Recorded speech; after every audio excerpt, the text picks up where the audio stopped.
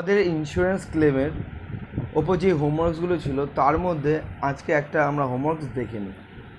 Illustrations 3 যেটা দেওয়া ছিল, the fire insurance policy taken out by Sultan limited. Sultan limited একটা ফায়ার ইন্স্যুরেন্স পলিসি নিয়েছে, ইনক্লুডেড সেই ইন্স্যুরেন্সের মধ্যে বা সেই পলিসির মধ্যে কোন কোন জিনিসগুলো ইনক্লুডেড দেখবি ভালো করে। Stock purchase by the company for resale, এই সুলতান লিমিটেড যেই স্টকগুলোকে কিনছে রিসেল করার জন্য সেই সমস্ত স্টকগুলো ইনক্লুডেড, তার সাথে আর কি included, and stock sent to the company on approval for which a proforma invoice was sent by the supplier. আর কি ওই কোম্পানিকে অন্যান্য সাপ্লায়াররা যে সমস্ত মালগুলো পাঠাচ্ছে কী বেসিসে, অন অ্যাপ্রুভাল বেসিস, এটা আমরা করেছিলাম একখানা চ্যাপ্টার। অ্যাপ্রুভাল বেসিসে অন্যান্য সাপ্লায়াররা এই সুলতান লিমিটেডকে যেই ধরনের মালগুলো পাঠাচ্ছে সেই মালগুলো কিন্তু এই পলিসির মধ্যে ইনক্লুডেড।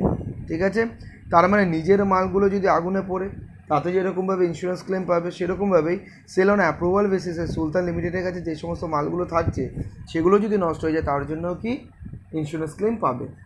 ঠিক আছে, A disastrous fire took place at the warehouse on 1st October 2017. যখনই কোনো একটা ইম্পর্টেন্ট ডেট থাকবে আমরা কী করবো, আন্ডারলাইন করে দেবো। তো আমরা এখানে আন্ডারলাইন করে দিলাম, ঠিক আছে, জাস্ট এটাকে হাইলাইট করার জন্য। And you have been asked to prepare the claim for submissions to the insurance company. আর আগের দিনই আমরা শিখছিলাম যে আমাদের এখানে কি করতে হয়, আমাদের এখানে করতে হয় যে আমরা ইন্স্যুরেন্স কোম্পানির কাছে কতটা ক্লেম করবো। এবার ইন্স্যুরেন্স কোম্পানি কতটা দেবে সেটা ইন্স্যুরেন্স কোম্পানির ব্যাপার। তো সেটাই বলছি যে কতটা ক্লেম করবো সেটা বার করতে হবে, যেটা নাকি 1st October 2017 নষ্ট হয়েছে।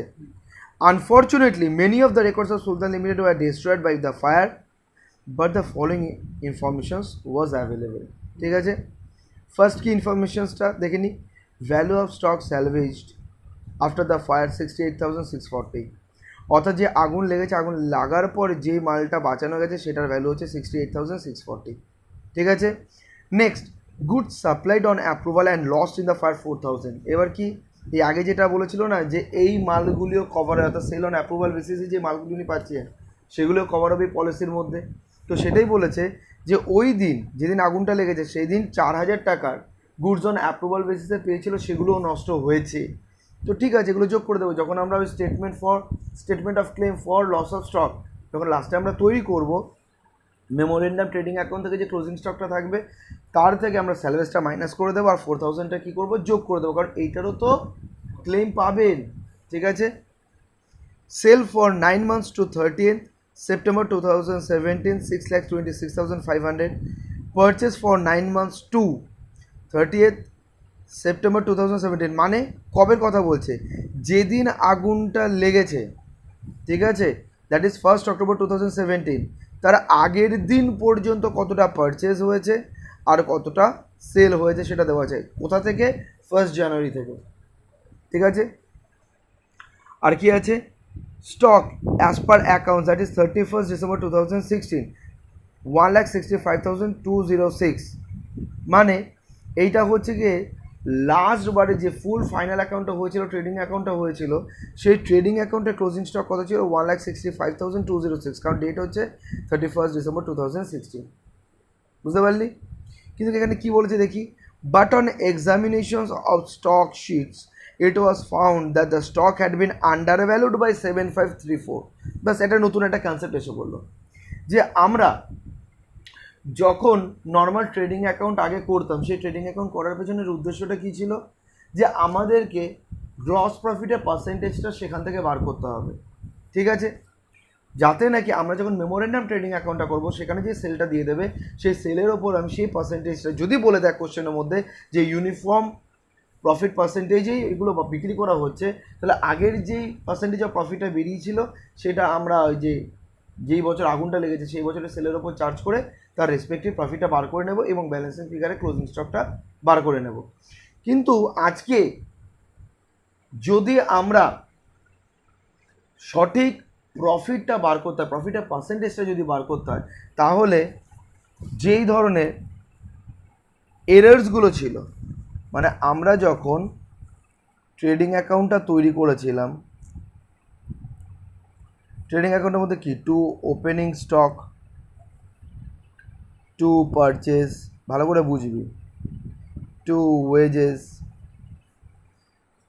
By sale, by closing stock. ঠিক আছে, আজকে এইখানে যেটা 100 আছে, এইটার ভ্যালু যদি কারেক্টলি এস্টিমেটেড না হয়, মানে ধর এটা যদি ওভারস্টেটেড হয়, মানে যতটা তার থেকে বেশি দেখানো এখানে হয়েছে, তাহলে এটা বেড়ে রয়েছে। আর আমরা জানি যে প্রফিটটা যেটা বেরোবে, আচ্ছা আমি একটা কাজ করি, এখানে ফিগার্সগুলো লিখে দিই, তাহলে তাদের বুঝতে সুবিধা হবে। 300, এটা ধর 100, এইটা 150, আর এটা হচ্ছে 50। ওহো, এটা হচ্ছে তাহলে 30, আর এখানে জিপি হচ্ছে 20, তাহলে 300 হয়ে গেল। এবার একটা জিনিস দেখবি, এইখানে যেই এলিমেন্টসগুলো রয়েছে সেই এলিমেন্টসগুলোর যদি ফিগার কোনো একটার ভুল হয়, তাহলে আলটিমেটলি নেট ইম্প্যাক্ট কার ওপর পড়বে? গ্রস প্রফিটের ওপর পড়বে। আর গ্রস প্রফিটটা যদি ভুল হয়, তাহলে আমরা যে জিপি পার্সেন্টেজ বার করব, তো সেইটাই তো ভুল হয়ে যাবে। ঠিক আছে, তাহলে আজকে যেইখান থেকে আমরা গ্রস প্রফিটটা বার করছি, যে ফিগার্সের উপর বেস করে, সেই সমস্ত ফিগার্সগুলোই যদি ভুল হয়, তাহলে এইটাও অটোমেটিক্যালি ভুল হবে। আর এইটা যদি ভুল হয়, তাহলে ওখান থেকে যে ক্লোজিং স্টকটা বেরোবে মেমোরেটর ট্রেডিং অ্যাকাউন্ট থেকে, তো সেটাও তো ভুলই হবে। তো এই কারণে আমাকে কি করতে হবে? গ্রস প্রফিটটাকে আগে অ্যাডজাস্ট করতে হবে, এইটাকে আগে অ্যাডজাস্ট করতে হবে। আর এইটাকে যদি অ্যাডজাস্ট করতে হয়, তাহলে এইটা যে ফিগার্সগুলোর ওপর ডিপেন্ডেন্ট, সেই সমস্ত ফিগার্সগুলোতে যদি ভুল থেকে থাকে, তাহলে সেটাকে আগে ঠিক করতে হবে। ঠিক আছে, তাহলে যদি ওভারস্টেটেড হয়, তাহলে আমি একটা এক্সাম্পল বলে দিই, যদি ক্লোজিং স্টকটা ওভারস্টেটেড হয়, দ্যাট মিনস হওয়া উচিত ছিল 80, সেটা 20 আরও বেড়ে রয়েছে, তো অটোমেটিক্যালি ওই 20 কিন্তু এই 20টা রিফ্লেক্ট করছে। আবার যদি এই ক্লোজিং স্টকটা আন্ডারস্টেটেড হয়, অর্থাৎ হওয়া উচিত ছিল 120, কিন্তু সেটা লিখে রেখেছিস কত? 100, তাহলে অটোমেটিক্যালি এইটা কত হওয়া উচিত ছিল? 40। ঠিক আছে, কারণ তোর এইখানে যে ক্লোজিং স্টকের ভ্যালুটা আছে সেটা তো ভুলভাল আছে। তো সেই কারণে আজকে যদি কোশ্চেনের মধ্যে বলে দেয় যে এই ফিগার্সটা ভুল আছে, তাহলে সেই ক্ষেত্রে ফার্স্টে আমার ওই ফিগার্সটা ঠিক করতে হবে। ঠিক করার পর আমাকে এক্স্যাক্ট প্রফিটটা ডিটারমাইন করতে হবে। প্রফিটটা ডিটারমাইন করার পর আমরা জিপি পার্সেন্টেজটা সঠিকভাবে বার করতে পারবো। কথাটা বুঝতে পারলি? তো এইখানে দেখ সেটাই বলেছে যে যেটার ক্লোজিং স্টক দেখা যাচ্ছে 165206, তো ওইটার রিলেটেড কী বলেছে? But on examination of the stock sheet it was found that the stock had been undervalued by 7534। তার মানে ক্লোজিং স্টকটা যেটা 165206, অ্যাকচুয়ালি এই ভ্যালুটা এত দিয়ে কম দেখানো হয়েছে। তার মানে যে প্রফিটটা বেরিয়েছিল 31 ডিসেম্বর 2016, ওটা ভুল ছিল, সেটা এত দিয়ে বেড়ে যাবে, 7534 দিয়ে বেড়ে যাবে। কারণ যখন আমি তৈরি করব নতুনভাবে, তখন ক্লোজিং স্টকটা অটোমেটিক্যালি 165206 এর সাথে যোগ করে আমরা তৈরি করব। তাহলে ক্লোজিং স্টক যখন 7535 দিয়ে বাড়বে, 34 দিয়ে বাড়বে, তাহলে তার রেসপেক্টিভ জিপিটাও এত অ্যামাউন্টটা দিয়ে বেড়ে যাবে। বুঝতে পারলি? কোনো রকম অসুবিধা? Next, the average rate of gross profit during the last few years were 20%. It was expected that this rate would have been maintained during the year 2017. এখানে বলেছে যে প্রফিটটা ওরকমভাবেই কন্টিনিউ হবে। তাহলে আমরা কি বুঝলাম? যে আমাদের যে লাস্টের যে ট্রেডিং অ্যাকাউন্টটা, সেই ট্রেডিং অ্যাকাউন্টটা করার কোনো রকম দরকার নেই, যেহেতু কোশ্চেনে ক্লিয়ারলি বলে দিয়েছে যে 20% প্রফিটটাই আগামী দিনে মেনটেন হবে। তাহলে এটার মধ্যে কোনো চেঞ্জেস আনার দরকার নেই। যদি এই সেন্টেন্সটা না বলতো, তাহলে আমাকে আগের বছরের ট্রেডিং অ্যাকাউন্টটা তৈরি করতে হতো, ক্লোজিং স্টকটাকে অ্যাডজাস্ট করতে হতো, সেখান থেকে প্রফিটে ডিটারমাইন করতে হতো, সেখান থেকে প্রফিটের পার্সেন্টেজটা আমরা ডিটারমাইন করতাম। কিন্তু এখানে বলেই দিয়েছে 20%ই মেনটেন হবে, তাহলে আমাদের সেটা করার দরকার নেই। কিন্তু যখন আমরা মেমোরেন্ডাম ট্রেডিং অ্যাকাউন্টটা করব, তখন তো এই 165206 এর সাথে 7534 এটাকে তুই অ্যাড করে দেখাতে হবে। কারণ আমাদের নর্মাল ট্রেডিং অ্যাকাউন্টে যেটা ক্লোজিং স্টক, যেটা অ্যাকচুয়াল ক্লোজিং স্টক, সেটা তো এইটাই, দুটো মিলিয়ে যেটা, সেইটাই হবে মেমোরেন্ডাম ট্রেডিং অ্যাকাউন্টের ওপেনিং স্টক। তাই ওপেনিং স্টকে অ্যাকচুয়াল ক্লোজিং স্টকের ভ্যালুটাই আসবে, তার মানে দুটো যোগ হয়েই বেরিয়ে আসবে। বুঝতে পারলি? আচ্ছা কী বলেছে, show the claim that you would submit to the insurance company. তো এবার বলেছে তাহলে তুমি কতটুকুনি ইন্স্যুরেন্স কোম্পানির কাছে ক্লেম করবে সেটা দেখাও। তাহলে সামসটা করি এবার আমরা। তাহলে আমরা কী করলাম, মেমোরেন্ডাম ট্রেডিং অ্যাকাউন্ট ইলাস্ট্রেশন 3 একটা আমরা ট্রেডিং অ্যাকাউন্ট করে নিলাম। এইবার তাহলে ওপরে কী আসবে, টু ওপেনিং স্টক,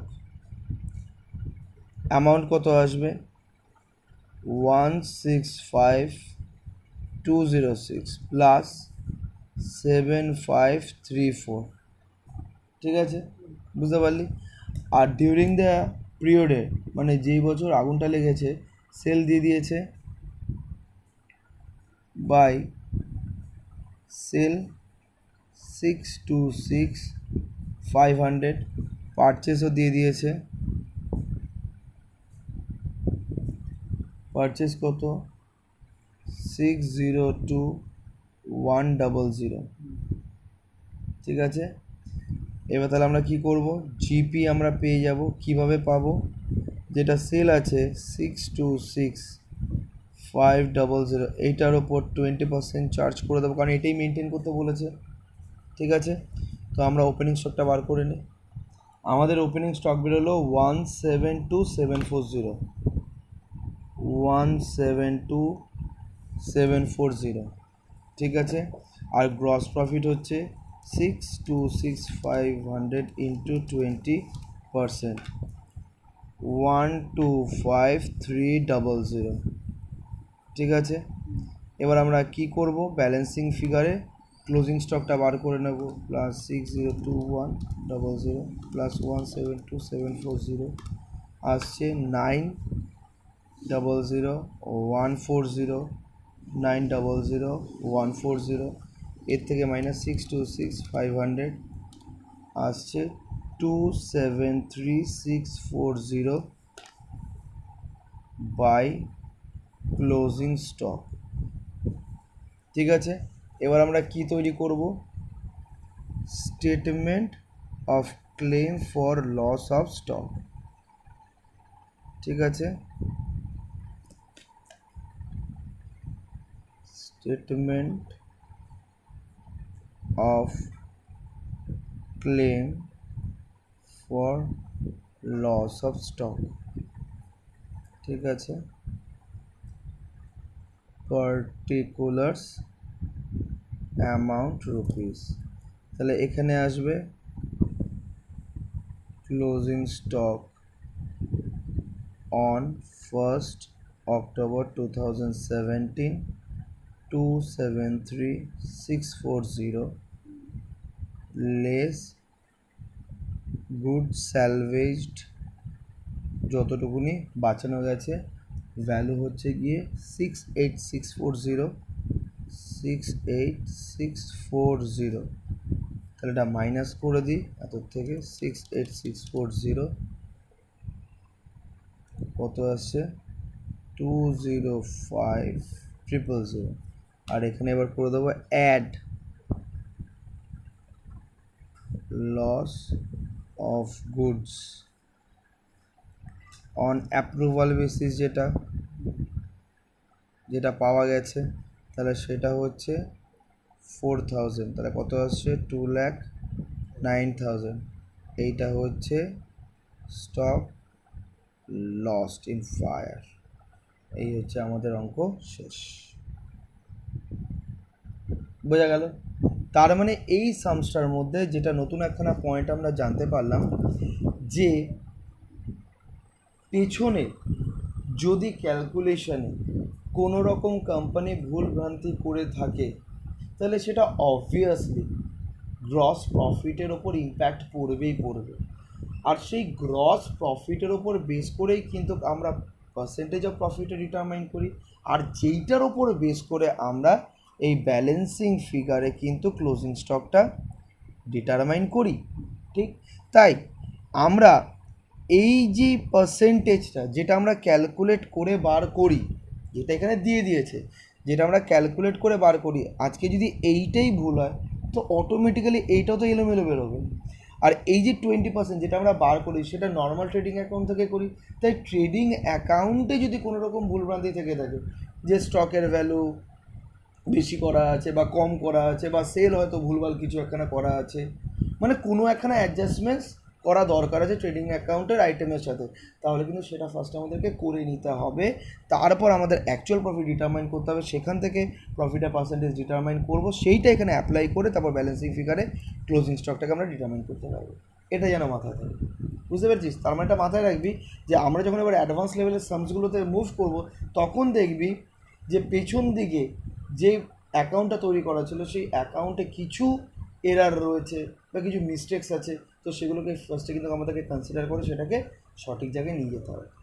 ক্লিয়ার? বোঝা গেল? এবার আরেকটা হোমওয়ার্ক যেটা আমাদের ছিল সেটা আমরা একবার ডিসকাস করুন। Illustration 5, the premises of X Limited caught fire on 22nd January 2017. তখন আঙুল লেগেছে কবে? 22nd January 2017. And the stock was damaged. The firm had made up accounts to 31st March each year. R business organisations প্রত্যেক বছর 31st March পর্যন্ত অ্যাকাউন্টসটা তৈরি করে, তার মানে April to March. And on 31st March 2016, তার মানে 15-16 বলেছে, the stock at cost was 13,27,200, মানে 31st March 2016 ক্লোজিং স্টক কত ছিল? এত। As against 9,62,200 on 31st March 2015, তার মানে 15-16 এইটা ছিল ওপেনিং স্টক, আর 15-16 এই 13,27,200 হচ্ছে ক্লোজিং স্টক। ঠিক আছে? আর কি বলেছে দেখি, পারচেস ফ্রম 1st April 2016, তার মানে এখান থেকে স্টার্ট হলো কি 16-17, আর 16-17ই আগুনটা লেগেছে।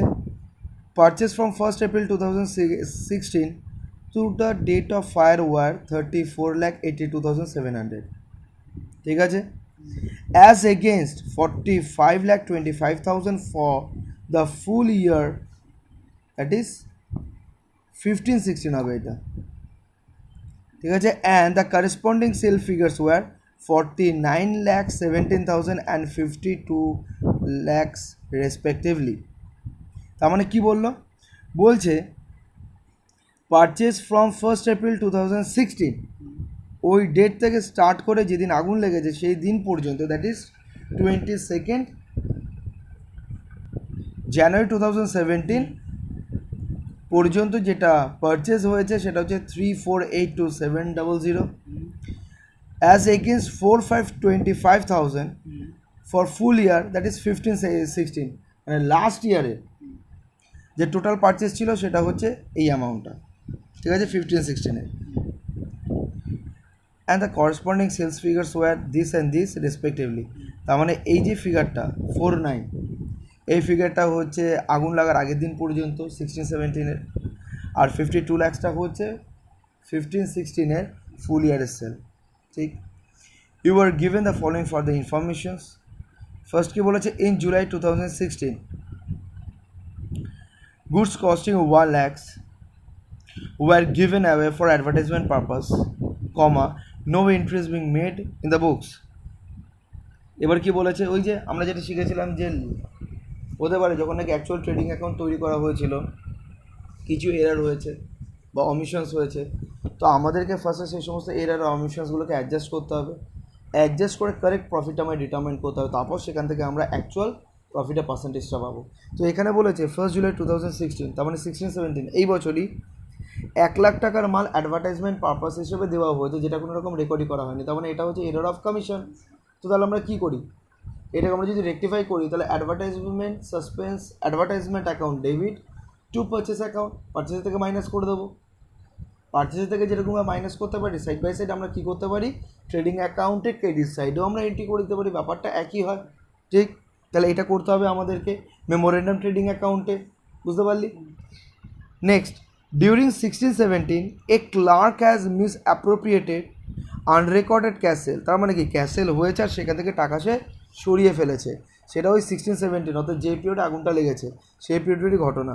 ইট is estimated that the defalcation average, মানে যেই চুরিটা হয়েছে সেটা on an average 2000 per week from 1st April 2016, মানে 1st April 2016 থেকে প্রত্যেক সপ্তাহে সপ্তাহে 2000 করে টাকাও সরিয়েছে ক্যাসেলের এগেনস্টে, ঠিক আছে। Up to clerk was dismissed on 21 August 2016, মানে 21 অগস্ট 2016 ওকে ডিসমিস করা হয়েছে, তার আগের মুহূর্ত পর্যন্ত প্রত্যেক সপ্তাহে সপ্তাহে 2000 করে সে টাকা সরিয়েছে। তার মানে যদি সে টাকা সরায় তাহলে 2000 করে পার উইকে ক্যাসেলের কোনো রকম এন্ট্রিজও দিয়েছে? ও তো এন্ট্রি দেয়নি। এন্ট্রি দিলে তো ওটা গ্রস প্রফিট রিফ্লেক্ট করতো, বা ওখান থেকে ইনভয়েস তো অডিটে তো ধরা পড়ে যেত। তো এখানেও কি করেছে, টাকাগুলোকে সরিয়ে দিয়েছে, তার এগেনস্টে যে বিলগুলো ছিল সেই বিলগুলো বা ইনভয়েসগুলোও সরিয়ে দিয়েছে। তো যার ফলে যখন নাকি এই 16-17 অ্যাকাউন্টসটা তৈরি করা হয়েছে, বাই সেল বলে যখন দেখানো হয়েছে ক্রেডিট প্লাস ক্যাশ, ক্যাশে কিন্তু এই 2000 করে পার উইকেটটা কিন্তু দেখানো হয়নি। কথাটা বুঝতে পারলি? তো অটোমেটিক্যালি যদি সেল কম দেখানো হয় তো গ্রস প্রফিটের উপর ইম্প্যাক্টটা পড়বে, গ্রস প্রফিটটা কম দেখানো হবে, ঠিক আছে, মানে আন্ডারস্টেটেড। তো সেটাকে সঠিক জায়গায় নিয়ে যেতে হবে, কারণ এর থেকে লিগাল স্টেপ নিয়ে এর থেকে সমস্ত টাকাগুলোকে তো রিকভারি করা হবে সেলের। তো আজকে যদি সেলটা বেড়ে যেত অটোমেটিক্যালি যে গ্রস প্রফিটটা আগে বেরোচ্ছিল তার থেকে অটোমেটিক্যালি বেড়ে যাবে গ্রস প্রফিটটা সেল অ্যামাউন্টটা দিয়ে। বুঝতে পেরেছিস? তার মানে এই দুটো কিন্তু আমাদের অ্যাডজাস্টমেন্টস সেগুলো আমাদেরকে করতে হবে, করে এক্স্যাক্ট যে প্রফিটটা হচ্ছে সেই প্রফিটটা আমাদেরকে বার করতে হবে। বুঝতে পারলি? আচ্ছা দেখি কি বলেছে লাস্টে, the rate of gross profit is constant. তার মানে কি? তার মানে বলছে যে যখন তুমি ট্রেডিং অ্যাকাউন্ট করেছিলে সেই ট্রেডিং অ্যাকাউন্ট করার সময় যে প্রফিটটা ডিটারমাইন্ড হয়েছে সেটার যে পার্সেন্টেজ, সেই পার্সেন্টেজটা এইবারও অর্থাৎ যেই ইয়ারে নষ্ট হয়েছে সেই বছরও সেটা কন্টিনিউ হবে।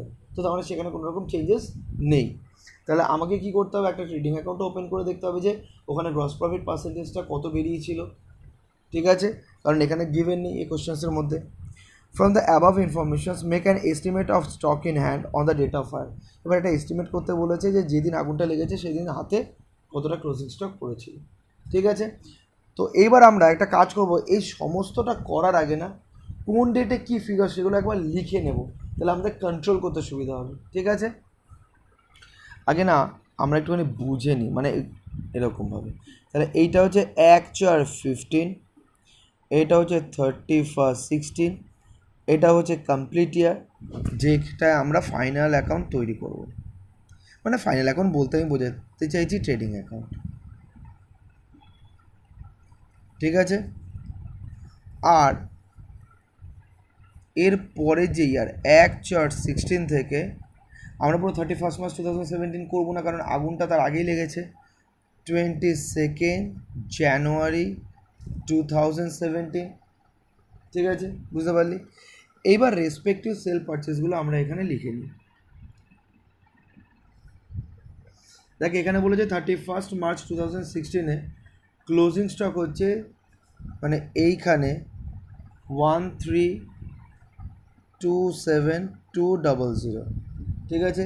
তাহলে এইটা যদি এইটার ক্লোজিং হয় তো অবভিয়াসলি এই পিরিয়ডের ওপেনিংও সেমই হবে। বুঝতে পেরেছিস? নেক্সট এইখানে আরেকটা বলেছে 9,62,200, এটা হচ্ছে ক্লোজিং স্টক কবে, 31 মার্চ 2015। তার মানে যেটা 31 মার্চ 2015 ক্লোজিং স্টকের ভ্যালু সেটাই হচ্ছে গিয়ে এইখানে ক্লোজিং স্টকের ভ্যালু, যেটা হচ্ছে 9,62,200। বোঝা গেল?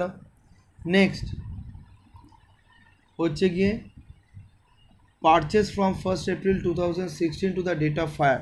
তার মানে এই পিরিয়ডের পারচেস কত, 3482700, ঠিক আছে, as against 45,25,000 for the full year 15-16। আর এইখানের পারচেস কত, এইখানের পারচেস হচ্ছে 4525,000। আর এখানে নিচে কি বলেছে, the corresponding sale figures were 4,490, মানে এইখানের সেল হচ্ছে 4917,000, আর এইখানের সেল হচ্ছে সেল ফিগার হলো 52 lakhs। এগুলো কিন্তু সব গিভেন আছে, আমাদের জাস্ট বোঝার সুবিধার জন্য আমরা কী করলাম, জিনিসগুলোকে এইভাবে লিখে নিলাম যাতে আমরা সামসটা খুব ভালো মতন কন্ট্রোল ওয়েতে করতে পারি। আচ্ছা, তারপর কি বলেছে, you are given the following for the informations in July 2016 goods costing 1 lakh were given have. তো তার মানে এইখানে যে ওপেনিং স্টক বা পারচেস যাই বল, এখান থেকে আমরা কি করব, 1 লাখ মাইনাস করে দেব, বা আমরা ট্রেড, এখানে তো আমরা মেমোরেন্ডাম অ্যাকাউন্ট তৈরি করবো, মেমোরেন্ডাম ট্রেডিং, এখানে তো মেমোরেন্ডাম ট্রেডিং তৈরি করবো। হয় আমরা পারচেস থেকে 1 লাখ মাইনাস করে দেবো, অথবা আমরা মেমোরেন্ডাম ট্রেডিং অ্যাকাউন্টে ক্রেডিট সাইডে 1 লাখের এন্ট্রি দিয়ে দেবো। বুঝতে পারলি? আচ্ছা, নেক্সট, ডিউরিং 16-17, তার মানে এই সময়ের কথা বলছে। During 16-17 a clerk had misappropriated, ঠিক আছে, আনরেকর্ডেড ক্যাসেল, ঠিক আছে, তার মানে এই সময় কিছু সেল হয়েছে, সেটা হচ্ছে ক্যাসেল, সেইটার কী করেছে, 2000 করে পার উইকে ও নিয়ে গেছে। সেটা কবে থেকে, 1 এপ্রিল 16 টু 21 অগস্ট পর্যন্ত, প্রত্যেক উইকে 2000 করে। তাহলে সেটা আমাকে ফার্স্টে বার করতে হবে, যে তাহলে কতগুলো উইক হয়। আমরা সিম্পল ওয়েতে করে নেবো, 52 weeks in a year divided by 12 into complete year কতগুলো আসছে, 4টে, কারণ এপ্রিল মে জুন জুলাই, তাই 4 করে দে, দেখ কত আসে এখান থেকে, 52 ডিভাইডেড বাই 12 ইন্টু 4, 13.33, এটাকে রাউন্ড অফ করে 17 করে দে। এইবার তাহলে এটা কি হলো, এখানে কমপ্লিট হলো 4 মাস complete, April May June July, এবার অগস্টের 21, তাহলে কটা উইক আসে, 3টে উইক, তাহলে অগস্ট মাসের হচ্ছে 3 উইক, তাহলে টোটাল উইক কত আসছে, 20। তাহলে এইবার 20 উইকে কত করে নিয়েছে মিস অ্যাপ্রোপ্রিয়েট, কত করেছে, 2000 করে, তার মানে 40,000, যেটা অ্যাকচুয়ালি বিজনেসের ক্যান্সেল হয়েছিল সেটাকে সে দেখায়নি, টাকাটাকে চুরি করে ফেলেছে। তাহলে এবার তো ধরা পড়েছে, তার থেকে তো এটা রিকভারি করা হবে। তাহলে অটোমেটিক্যালি এইখানে যে সেল, সেটা ক্যাশ সেল হিসাবে 40,000 আরও অ্যাড হয়ে যাবে। বুঝতে পারলি কোনো রকম অসুবিধা আছে? ঠিক, এবার আমাদেরকে তৈরি করতে হবে মেমোরেন্ডাম ট্রেডিং অ্যাকাউন্ট থেকে, আমাদেরকে ওই ক্লোজিং স্টকটা ব্যালেন্সিং ফিগারে বার করে তারপর যেভাবে ক্লেম করতে ক্লেম করে দেবো। ঠিক আছে, এবার আমরা সামসটা করি, পুরো ওয়ার্কিং স্টাম এখানে বুঝে নিলাম। বুঝতে পেরেছি? আচ্ছা আচ্ছা, এখান থেকে আমাদেরকে কী বার করতে হবে, এখান থেকে আমার জিপি বার করতে হবে, কিসের জন্য, পার্সেন্টেজটা ডিটারমাইন করার জন্য। ক্লিয়ার? চল করি। তাহলে একটা ট্রেডিং অ্যাকাউন্ট তৈরি করে নিলাম কবে, 15-16, ঠিক আছে। তো ফিগার্সগুলো যেটা আমরা এখানে করেছিলাম, এই ফিগার্সগুলো এবার পুট করতে থাকি এই ট্রেডিং অ্যাকাউন্টের মধ্যে।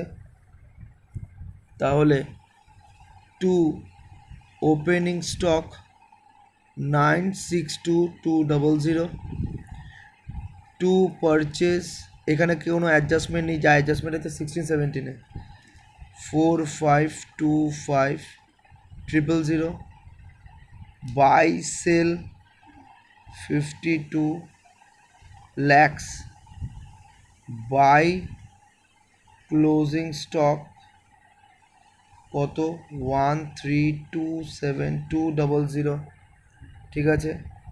এবার আমরা কি করে নেব, গ্রস প্রফিট বার করে নেব 2 জিপি। তো আমরা ক্লোজিং গ্রস প্রফিট কত বার করে নিলাম, 1040000, ঠিক আছে, এটা হচ্ছে গ্রস প্রফিট। এইবার আমাদেরকে কী বার করতে হবে, এটা আমরা কেন করলাম, গ্রস প্রফিটটার থেকে গ্রস প্রফিটের পার্সেন্টেজটা বার করার জন্য।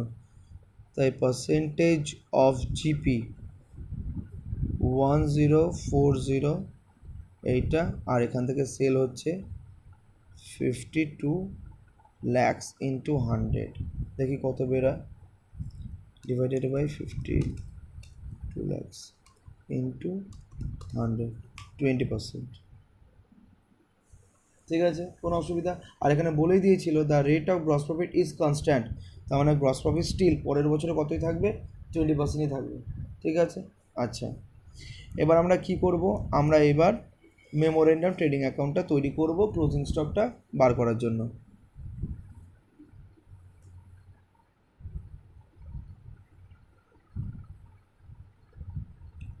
মেমোরেন্ডাম ট্রেডিং অ্যাকাউন্ট, এইটা কবে, 16-17, কিন্তু ওই 22 Jan 17 পর্যন্ত, debit credit particulars amount rupees particular amount rupees, ঠিক আছে। ফিগার্সগুলো বসাতে থাকি। যেটা ক্লোজিং স্টক সেটা এই বছর হচ্ছে ওপেনিং স্টক 1327200, টু পারচেজ, এগুলো সব আমরা করেই রেখেছিলাম। এই যে এইখানে ইন ডিটেলস আমরা ডিসকাস করে রেখেছিলাম, ঠিক আছে। তাহলে এই পারচেজ কত 3482700, এটা এখানে বসিয়ে দেবো। একটা কাজ করি, পারচেসের থেকে আমরা ওই 1 লাখটা মাইনাস করে দেবো, ঠিক আছে। 3482700 লেস অ্যাডভার্টাইজমেন্ট। আবার এটাকে কি করতে পারিস, 1 লাখটাকে এইখানেও লিখতে পারিস, ঠিক আছে। যাই হোক, এটা করলাম। এইবার বাই সেল, সেল এখানে কি আছে, সেলের অ্যামাউন্ট কত, সেলের অ্যামাউন্ট হচ্ছে 4917000, আর 40,000 কিন্তু ক্যাশ সেল। তাহলে একটা কাজ করি, 4917000, আর এইটা হচ্ছে মিস অ্যাপ্রোপ্রিয়েটেড ক্যাশ সেল, কত 40,000। তাহলে সেই বছরের টোটাল সেলটা বেরিয়ে আসবে 4917000 প্লাস 40,000, তাহলে কত আসছে টোটাল সেল 4957000, ঠিক আছে। এরপর আমরা কি করব, এখানে আমায় গ্রস প্রফিটটা বার করতে হবে, গ্রস প্রফিটটা বার করতে হবে, বুঝতে পেরেছিস।